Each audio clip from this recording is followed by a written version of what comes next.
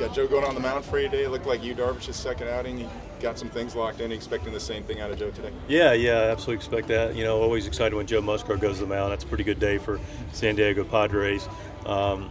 Yeah, you mentioned he's fantastic yesterday. Expect more of the same from Joe, and I know we're going to get everything he's got. How much does it help having Darvish and Joe ahead of Cease and King? And how much do they get a chance to see what Darvish and Joe are doing to sort of learn a lineup and see some tendencies possible? Yeah, it's a good point. I think in a big picture it always is helpful, and I believe our starters will do it, be intentional about what they're seeing, and then communicate and then work together. We know they have different arsenals and different pitch shapes and different ways of approaching their strengths and approaching the other team. But I do think it's really healthy when they watch and see the game and then interact amongst themselves about what they're seeing, coupled with the catchers and Ruben and the pitching staff to draw, what can specifically work for them. I think it's always healthy. So far you've been able to be really dynamic with your bullpen, some a little bit by need in Korea, some by design as well. How important of a tool is that going to be for you as the season goes on, do you believe? Yeah, the bullpen's really important. We clearly have been able to be a little more assertive relative to the schedule. Now that we're getting into the rhythm of a season and playing 7 in a row with not as much downtime in between, we have to manage that a little differently. But we have been able to be a little more aggressive.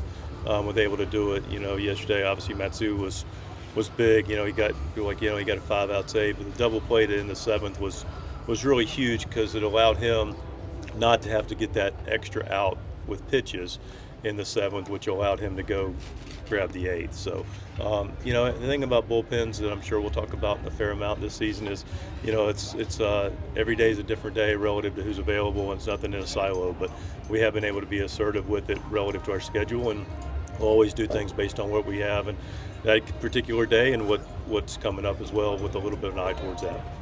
Jose Azocar in the lineup today. He's somebody who had to compete for a spot in that outfield competition during spring training. What did you think of his spring, and what does he add to this roster? Quite a bit. He adds quite a bit. We call him Sugar. He's done a nice job in a lot of phases in the game. He's done the little things well. He's earned his opportunity. He had a good spring. Was using a lot of different roles, which we're now using him in, which is what spring training's for, to prep him for what the season looks like, even though there's no crystal ball. But, most of it's played out in Sugar's situation. Today he gets there, he's going to play for Jackson. Always like to get guys a chance to get a start early in the season. It makes sense. Jackson, is he going to play every day? Yes. Is he going to sit occasionally against the lefties? Give Sugar an opportunity? Likely. Just an opportunity to keep everybody fresh and sharp. But Sugar's had a good spring, and we're excited to get him out there. Are you preparing for all the rain that's supposed to hit San Diego next 2 days? Yeah, listen, I'm not naive to the weather, but I quit playing weatherman in front office and a long time ago. I can tell you, it doesn't rent a lot of space in my mind. Look, we're aware that it may rain tomorrow, but we've all been around baseball enough to know that, I'm not the guy that has that. Our man upstairs will figure that out, and he'll let us know. So, look, we'll play today. We'll plan on tomorrow being, a regular game, and then we'll make adjustments if necessary. But I'm aware of the forecast, but they can change. You mentioned Jackson's might be sitting against some lefties. This is another way to kind of help ease him in. He's facing pitching he's never seen before. Like Logan Webb yesterday. It's a lot of benefits. Primarily to get Sugar on the field and get him playing and create an opportunity for him that allows him to be successful. It also, it allows Jackson to get, not that he needs a day off, he's 20 years old. I don't think we're going to hit for him a lot during the game against the lefties necessarily. We're going to let him play as a regular player, but it's going to be a long season for Jackson. So, let's create an opportunity for Sugar that makes sense, and let's be smart with the residual benefits that can come with that. What's your overall thoughts on the opening day experience? Loved it. Loved every bit of it. I love the crowd. I love the game.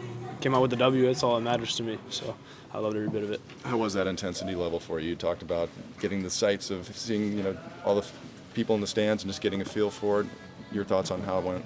Yeah, no, it was awesome. Everybody came out and everybody was loud the entire game, no matter what the score was. It went down with nothing and everybody was still in the game, locked in. That's just how the fans should be, all the time. everybody should kind of always be focused in on the game and watching us compete, because we're always going to compete till the final out. How did you feel about your personal contributions, especially that one at bat? Did a lot of things out there. No, I mean, I feel like the best part of the game is when you can come to the field, not get any hits, and still contribute to the win. You know, still go out and play good defense, still go on the bases and run the bases like you should. I will say, though, Logan Webb threw me probably the nastiest fastball I've ever seen. I moved 2 feet to the right, so that wasn't that fun. But no, I feel like that at bat was pretty good, and the base running after that was probably the most important part of my game yesterday. Mike has talked about some identity games here early on, the last one in Korea, and yesterday was a comeback win. That was a challenge for this ball club.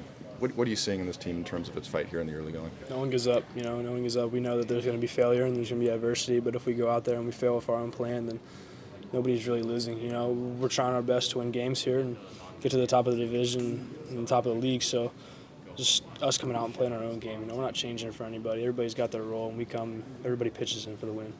Jackson, you mentioned the base running. What do you feel like this team's approach on the bases has been so far early on? Locked in, you know. It's been kind of something we've focused on since the beginning of spring.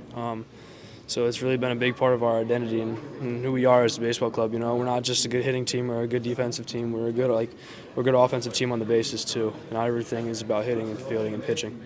Now that you kind of got through the fanfare and fun and opening day and kind of that intensity, how do you kind of lock yourself in and settle in for a full big league season? I feel like the intensity stays the same the entire year. You know, I don't think that opening day or the final game of the season are any different. I feel like you got to come to the field and be the same person every day.